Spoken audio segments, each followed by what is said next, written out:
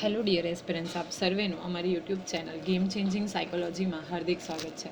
આજના વિડીયોમાં આપણે પ્રોબેશન ઓફિસર, ચીફ ઓફિસર તેમજ અન્ય કેટલીક સરકારી પરીક્ષાઓ માટે સમાજશાસ્ત્ર એટલે કે સોશિયોલોજી સબ્જેક્ટ અગત્યનો છે અને સાથે સાથે હાલમાં જ પ્રોબેશન ઓફિસરના નવા સિલેબસની ડિક્લેરેશન થઈ ચૂકી છે. તો એ અંતર્ગત 33 માર્ક્સના જેટલો ગુણભાર એટલે કે વેઇટેજ છે એ સમાજશાસ્ત્રને આપવામાં આવ્યો છે. તો એ અંતર્ગત આપણે જે ચાલુ કરેલી સિરીઝ છે એમાં આપણે સેકન્ડ ચેપ્ટર જે છે માનવ સંબંધોની વ્યવસ્થા તરીકે સમાજ, સમુદાય અને સાથે સાથે શાસ્ત્રીય સિદ્ધાંતો, તો એની આપણે ચર્ચા કરીશું. અગાઉના વિડીયોમાં આપણે સમાજશાસ્ત્રનો ઇતિહાસ અને બીજા વિડીયોમાં સમાજશાસ્ત્રની અલગ અલગ વ્યાખ્યા અને તેનું કાર્યક્ષેત્ર વિશે ડિટેલમાં ચર્ચા કરી હતી. જો તમે એ વિડીયો જોયા ન હોય તો પ્લેલિસ્ટમાં જઈને એ વિડીયોઝ પણ ચેક કરી લેશો. હવે અહીંયા તમને સિલેબસ ઇન્ડિકેટ કરેલો છે. તો એ અંતર્ગત સમાજશાસ્ત્રના ટોટલ 33 જેટલા જે માર્ક્સ છે એટલું વેઇટેજ છે. ઓકે, તો સૌપ્રથમ આપણે વાત કરીએ સમાજ. તો સમાજ એ લોકોના સમૂહથી બનેલો છે જેઓ સામાન્ય રસ ધરાવતા હોય છે. તો બેઝિકલી વોટ ઇઝ સોસાયટી એટલે સમાજ એટલે શું? તો લોકોના સમૂહથી બનેલો સમાજ જેઓ સામાન્ય રસ ધરાવતા હોય છે, બેઝિકલી કોમન ઇન્ટરેસ્ટ હોય છે, એ આપણે એ લોકોમાં જોઈ શકીએ છીએ. સમાજની પેઢીઓએ દાયકાઓ સાથે વિતાવ્યા તેઓ અલગ થતા નથી, સિવાય કે જ્યાં સુધી તેઓ એક સમાજના સભ્યો તરીકે રહીને ઉકેલી ન શકાય તેવી કોઈ પણ સ્થિતિને આધીન ન હોય. જે કોઈ પેઢીઓ છે, જે કોઈ સમુદાય છે જે સમાજ સાથે રહેલો છે, જે પેઢીઓ એટલે કે જે અગાઉની જનરેશને દાયકાઓ વિતાવ્યા છે, તો તેઓ સમાજથી અલગ થઈ શકતા નથી. પણ હા, બેઝિકલી કોઈક પ્રોબ્લેમ એવા ક્રિએટ થાય જેને ઉકેલી ન શકાય, એટલે કે જેને આપણે સોલ્યુશન ન લાવી શકીએ, અથવા તો કોઈ એવી સ્થિતિનું નિર્માણ થાય જેને ઉકેલવી લગભગ મુશ્કેલ હોય, તો જ તેઓ અલગ થાય છે, બાકી તેઓ અલગ થતા નથી. સમાજ પોતાના માટે ધોરણો અને શરતો બનાવે છે અને તેથી નિયમો, ધોરણો અને શરતો અનુસાર પ્રતિબંધિત છે. જે ચોક્કસ સમાજ દ્વારા પોતાને પણ આપવામાં આવે છે તે મુજબ વિશેષ અધિકાર આપવામાં આવે છે. ઓકે, આ સમાજ જે છે એ શું કરે છે? ચોક્કસ ધોરણો એટલે કે સ્ટેન્ડર્ડ સેટ કરે છે અને થોડીક કન્ડિશન્સ બનાવે છે. અને એટલા માટે જે નિયમો છે, ધોરણો છે અને શરતો છે, તો એ લોકો માટે પ્રતિબંધિત છે. એટલે કે જે લોકો એ સમાજ સાથે સંકળાયેલા છે એ લોકોને શું કરવામાં આવે છે? એ વસ્તુ એટલે કે એ જે ધોરણો છે, શરતો છે, નિયમો છે, એનું પાલન કરવું ફરજિયાત છે. જે કોના દ્વારા બનાવવામાં આવ્યા છે? સમાજ દ્વારા. ઉપરાંત સમાજ દ્વારા લોકોને કેટલાક અધિકારો પણ આપવામાં આવે છે, વિશેષ અધિકારો આપવામાં આવે છે. તો આ બધી વસ્તુઓ જે છે એ સમાજ માટે અગત્યની છે. સમાજની વ્યાખ્યા વિવિધ સમાજશાસ્ત્રીઓ દ્વારા સમજાવવામાં આવી છે. આ ઉપરાંત તે સમાજોની રચનાના પાયા પણ જુદા જુદા સમાજશાસ્ત્રીઓ દ્વારા આપવામાં આવે છે. ઘણા સમાજશાસ્ત્રીઓએ વિવિધ સિદ્ધાંતો આપ્યા છે, પરંતુ એક સિદ્ધાંત જે વિશ્વભરમાં સ્વીકૃત છે એ છે સમાજને 3 ભાગમાં વહેંચે છે, જે વિવિધ સમાજોની રચનાનો આધાર છે. કોઈ પણ ફિલ્ડ હોય અથવા તો કોઈ પણ ટર્મ હોય, ભલે સમાજને લગતો હોય, તો સમાજશાસ્ત્રીઓ દ્વારા અલગ અલગ જે વ્યક્તિઓ છે એનો થિંકિંગ અલગ અલગ હોય છે અને એના પરિણામે એની શું કરવામાં આવે છે? અલગ અલગ વ્યાખ્યાઓ આપવામાં આવે છે. પ્લસ જે સમાજની રચના થઈ છે તો એ કયા કયા પાયાને આધારે થઈ છે, કયા કયા બેઝને આધારે થઈ છે, તો એ અંગે પણ જુદા જુદા સમાજશાસ્ત્રીઓ છે એની અલગ અલગ માન્યતાઓ છે. અને દરેક સમાજશાસ્ત્રી જે પોતાના વિષય ઉપર અથવા તો જે પોતાના લેવલથી વિચારે છે એ શું કરે છે? અલગ અલગ સિદ્ધાંતો પણ આપે છે. પરંતુ એક જે સિદ્ધાંત છે એ પૂરા વર્લ્ડમાં સ્વીકૃત છે, એટલે કે એક્સેપ્ટેબલ છે, અને એ સમાજને કેટલા ભાગોમાં વહેંચે છે? તો 3 ભાગોમાં વહેંચે છે. તો આ તમારે ધ્યાનમાં રાખવાનું છે કે જે વિશ્વભરમાં સ્વીકૃત સિદ્ધાંત છે, તો એ સમાજને કેટલા ભાગમાં વહેંચે છે? તો બેઝિકલી 3 ભાગમાં વહેંચે છે. ઓકે, જૈવિક પરિબળ એ પરિબળ છે જે સમાજને ઘણી રીતે અને નોંધપાત્ર રીતે બદલી અને સુધારે છે. જૈવિક પરિબળો વસ્તીની ગુણવત્તા અને માત્રામાં ફેરફાર કરે છે. વસ્તીનો જથ્થો એ સમાજના સભ્યની સંખ્યા છે. જો બેઝિકલી જો આપણે જૈવિક અને જૈવિક પરિબળો એટલે કે વસ્તી, લોકો સાથે જે જીવિત છે, તો એ બેઝિકલી શું કરે છે કે લોકોની એટલે કે સમાજને ઘણી બધી રીતે સુધારે છે, ચેન્જીસ લાવે છે, એમાં મોડિફિકેશન કરે છે. અને જૈવિક પરિબળો જે છે, ઓકે, એ શું કરે છે? તો વસ્તીની ગુણવત્તા અને સાથે સાથે એની માત્રામાં. ગુણવત્તા મતલબ તમે માની લો કે કોઈક વસ્તી છે, કોઈ લોકો છે જેને પીવાના પાણીની પણ સગવડ નથી મળતી અથવા એને યોગ્ય મેડિકલ ફેસિલિટીઝ અવેલેબલ નથી મળતી, તો એ ગુણવત્તા કહેવાય. તો એમાં એજ્યુકેશન છે, ઓકે, ખાવા પીવાની વસ્તુઓ છે, તો એમાં શું કરે છે? ફેરફાર કરે છે. વસ્તીનો જથ્થો એ સમાજના સભ્યની સંખ્યા છે. ઓકે, જેટલી વસ્તી છે આપણે અહીંયા, પોપ્યુલેશન છે, તો એને આપણે શું કહીએ છીએ? સમાજના સભ્ય તરીકે ઓળખીએ છીએ. વસ્તીની ગુણવત્તા આખરે દેશનો વિકાસ દર નક્કી કરે છે. જો આ ખૂબ અગત્યનું છે કે જે દેશમાં વસ્તીની ગુણવત્તા એટલે કે વસ્તીનું જીવન ધોરણ નીચું હશે તો ત્યાં ડેવલપમેન્ટ પણ આપણે કેવો ગણીશું? નીચો ગણીશું. અને જ્યાં જીવન ધોરણ ઊંચું છે તો એ દેશનો જે વિકાસ છે એ પણ કેવો થશે? ઊંચો થશે, એટલે કે વધુ થશે. વસ્તીની ગુણવત્તા પસંદગીની પ્રક્રિયા દ્વારા નિયંત્રિત થાય છે. આ પસંદગી બે પ્રકારની છે, કુદરતી અને સામાજિક પસંદગી. તો આ પણ અગત્યનું છે કે બેઝિકલી વસ્તીની ગુણવત્તા કઈ રીતે આપણે ડિક્લેરેશન કરી શકીએ અથવા તો કઈ રીતે નિયંત્રિત કરી શકાય? તો બે પ્રકારની, એક કુદરતી રીતે અને એક સામાજિક રીતે. સામાજિક પરિબળો સમાજને સૌથી વધુ પ્રભાવિત કરે છે કારણ કે સમાજ તે સમાજના લોકો દ્વારા પ્રતિબંધિત છે. જો અગત્યનું છે, કુદરતી પરિબળો તો બધાને એપ્લિકેબલ થશે, પરંતુ જે તે સમાજના લોકો દ્વારા એને પ્રતિબંધિત કરવામાં આવે છે. એનું રીઝન શું છે? કારણ કે જે તે સમાજે જે રૂલ્સ અને રેગ્યુલેશન બનાવ્યા છે એ સમાજના લોકો માટે ઉપયોગી છે અને they are bound to follow that. Okay, એ લોકોએ ફરજિયાત એ જે સિદ્ધાંતો બનાવ્યા છે એને પાલન કરવું પડે છે. તે પ્રતિબંધો બે અલગ અલગ સમાજો વચ્ચેનો ભેદ પારખવાનો આધાર છે. તે બંધનો, ધારાધોરણો, શરત, નિયમ અને નિયમન વિના જે તે સમાજના લોકો શિસ્ત વિના જીવન જીવવાનું શરૂ કરે છે તે સમાજની સંવાદિતા અને પ્રતિષ્ઠાને નુકસાન પહોંચાડે છે. ઓકે, જે લોકો કોઈ પણ પ્રકારના બંધનો વિના, ધારાધોરણો વિના, શરત, નિયમ કે નિયમન વિના, શિસ્ત વિના જીવવાનું અને ડિસિપ્લિન નથી હોતી, તો બેઝિકલી ઇન ધેટ કેસ એ લોકો શું કરે છે? તો જે સમાજની પ્રતિષ્ઠા છે એને નુકસાન પહોંચાડે છે. તમે એક્ઝામ્પલ તરીકે અસામાજિક તત્વોને લઈ શકો, જે સમાજના નિયમો છે, આપણે જે નિયમો બનાવ્યા છે એનું પાલન કરતા નથી. આમ તે નિયમન, અન્ય નિયમો બંધાયેલા છે તે ખૂબ જ કડક છે. જે સૌથી વધુ છે તે સમાજ દ્વારા અનુસરવામાં આવે છે. હવે સામાજિક કે સાંસ્કૃતિક પરિબળ જે જૈવિક અને સામાજિક બંને પરિબળોને નિયંત્રણ કરે છે. જો માનવ શરીર સાથે સરખામણી કરવામાં આવે તો સાંસ્કૃતિક ભાગ એ શરીરનું હાડપિંજરનું માળખું છે અને સામાજિક પરિબળની તુલના શરીરના સ્નાયુઓ, અસ્થિબંધન અને ચેતા સાથે કરી શકાય, જે શરીરની કાર્યાત્મક અને ગતિશીલ રચના બનાવે છે. તો આ પણ અગત્યનું છે. જો આપણે સાંસ્કૃતિક પરિબળની વાત કરીએ તો એ માનવ શરીરના હાડપિંજર સાથે સંકળાયેલું છે. હાડપિંજર શા માટે? તો એક શરીરને યોગ્ય આકાર આપે છે, ઓકે, યોગ્ય સપોર્ટ આપે છે.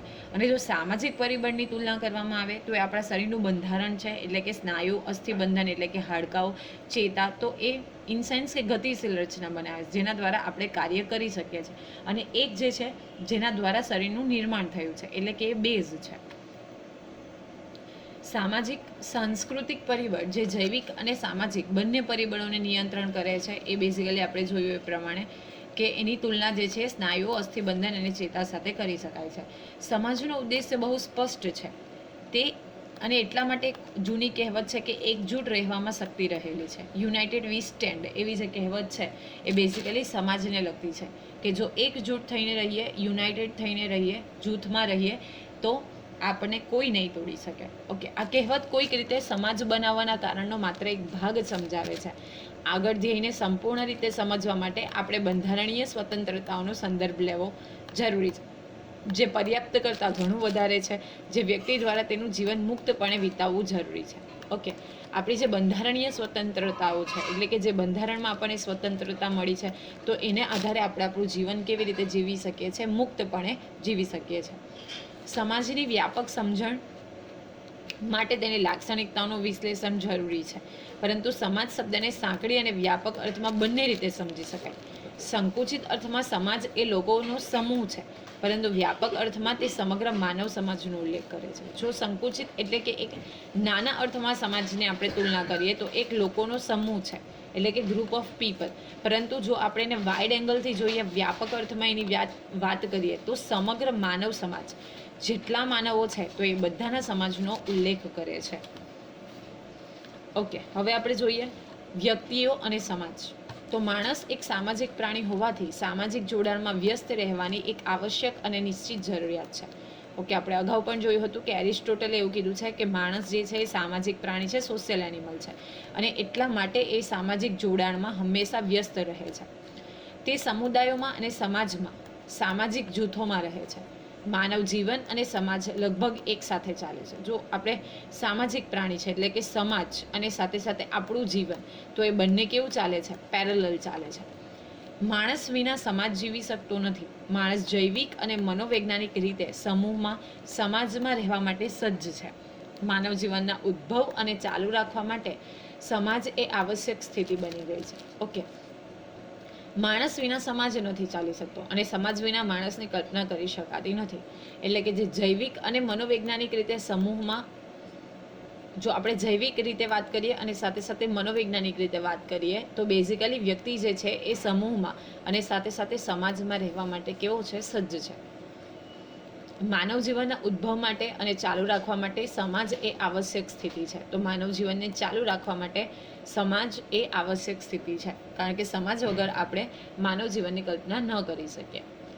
સમાજ શબ્દનો અર્થ છે સંબંધો. સામાજિક માણસો, પુરુષો એક સંસ્થા બનાવીને અને પુનઃનિર્માણ કરીને તેમના સ્વભાવને વ્યક્ત કરે, જે તેમના વર્તનને અસંખ્ય રીતે માર્ગદર્શન અને નિયંત્રિત કરે છે. ઓકે, સામાજિક માણસો છે એ શું કરશે? એક સંસ્થા એટલે કે એક ઇન્સ્ટિટ્યુશન બનાવે છે અને તેનું પુનઃનિર્માણ કરે અને એમના સ્વભાવ જે છે, એમની જે કાર્યપ્રણાલી છે એને વ્યક્ત કરે. તો અને સાથે સાથે એના વર્તનને જે છે એ માર્ગદર્શન કરીને નિયંત્રિત કરે, તો એને આપણે સમાજ તરીકે ઓળખીએ છીએ. સમાજ પ્રવૃત્તિઓને મુક્ત કરે છે અને મર્યાદિત કરે છે, અને તે દરેક મનુષ્યની આવશ્યક સ્થિતિ છે અને જીવનની પરિપૂર્ણતાની જરૂરિયાત છે. સમાજ એ માનવીય વર્તન અને સ્વતંત્રતાઓના નિયંત્રણના ઘણા વિભાગોમાં સત્તા અને પરસ્પરના સહાયતાના ઉપયોગ અને પ્રક્રિયાઓની સિસ્ટમ છે. તો જે સમાજ છે એ માનવીના વર્તનને શું કરે છે? નિયંત્રણમાં રાખે છે અને સાથે સાથે સ્વતંત્રતાઓ પણ આપે છે, અને એટલા માટે એનો પરસ્પર સહાયતાના ઉપયોગ કરીને પ્રક્રિયા કરવાની એક સિસ્ટમ એટલે કે સમાજ તરીકે આપણે ઇન્ડિકેટ કરી શકીએ.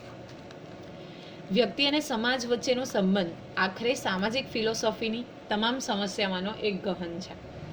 તે સમાજશાસ્ત્રને બદલે વધુ ફિલોસોફિકલ છે, કારણ કે તેમાં મૂલ્યનો પ્રશ્ન સામેલ છે. ઓકે, સમાજશાસ્ત્ર જે છે એ બેઝિકલી ફિલોસોફિકલ છે. ઓકે, એટલે કે તત્વજ્ઞાન સાથે સંકળાયેલું છે. કેમ? કારણ કે એમાં જે માનવના મૂલ્યો છે, એથિક્સ છે, તો એ પણ ઇન્ક્લુડેડ છે. માણસ સમાજ ઉપર નિર્ભર છે. તે સમાજમાં છે કે વ્યક્તિ સંસ્કૃતિ એક સામાજિક શક્તિથી ઘેરાયેલી હોય છે. તે ફરીથી સમાજમાં છે કારણ કે તેને ધોરણોનું પાલન કરવું પડે છે, હોદ્દા પર કબજો કરવો પડે છે અને જૂથોના સભ્ય બનવું છે. અને માણસ તરીકે માણસ સંગઠન વગર રહી શકતો નથી. તો શા માટે એ સમાજ ઉપર નિર્ભર છે? એટલે કે માણસ, કારણ કે એ જે તે વ્યક્તિ છે એ સંસ્કૃતિ અને સામાજિક શક્તિથી શું છે? તો જોડાયેલી છે.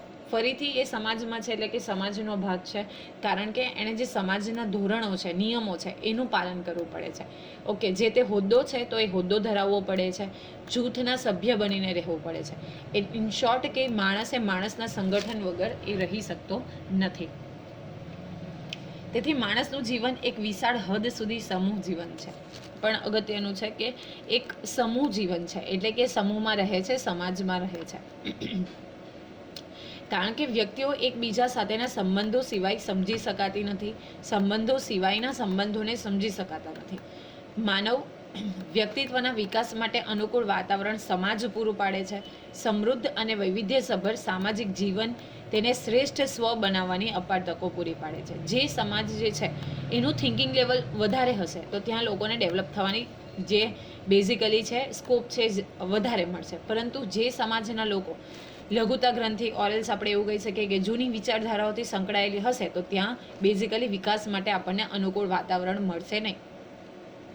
એટલે કે જો શ્રેષ્ઠ સમાજ છે, ઓકે, એટલે કે વૈવિધ્ય સભર સમાજ છે, તો આપણે શ્રેષ્ઠને સ્વ બનાવવાની અપાર તકો, એટલે કે આપણે આપણી જાતને શ્રેષ્ઠ બનાવી શકીએ છીએ, એવી તકો ત્યાંથી અવેલેબલ થાય છે.